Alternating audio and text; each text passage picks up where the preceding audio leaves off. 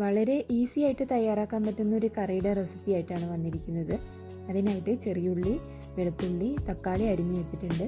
ഇനി ഒരു ചീനച്ചട്ടിയിലേക്ക് ഞാൻ കുറച്ച് വെളിച്ചെണ്ണ ഒഴിച്ചു കൊടുക്കുന്നുണ്ട്.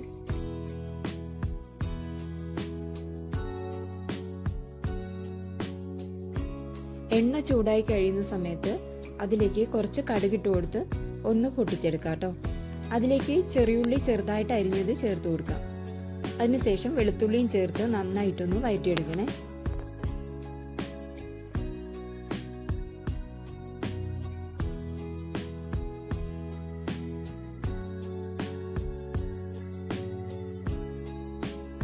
ഇതിലേക്ക് ആവശ്യത്തിന് വേണ്ട കറിവേപ്പില ചേർത്ത് കൊടുക്കാം.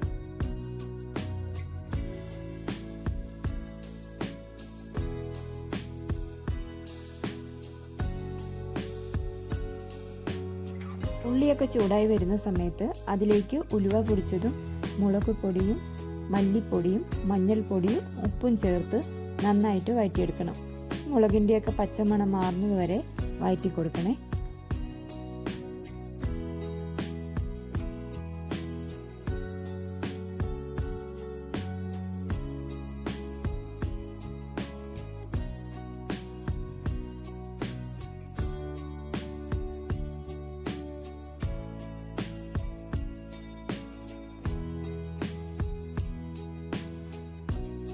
ഇപ്പോൾ ഏകദേശം നന്നായിട്ട് പൊടികളൊക്കെ മൂത്ത് വന്നിട്ടുണ്ട്.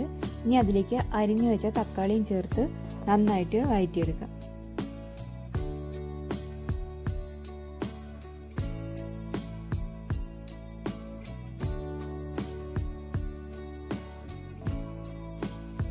തക്കാളിയൊക്കെ നന്നായിട്ട് അരിഞ്ഞു വന്നിട്ടുണ്ട്. ഇതിലേക്ക് പുളി പിഴിഞ്ഞത് ചേർത്ത് കൊടുക്കാം.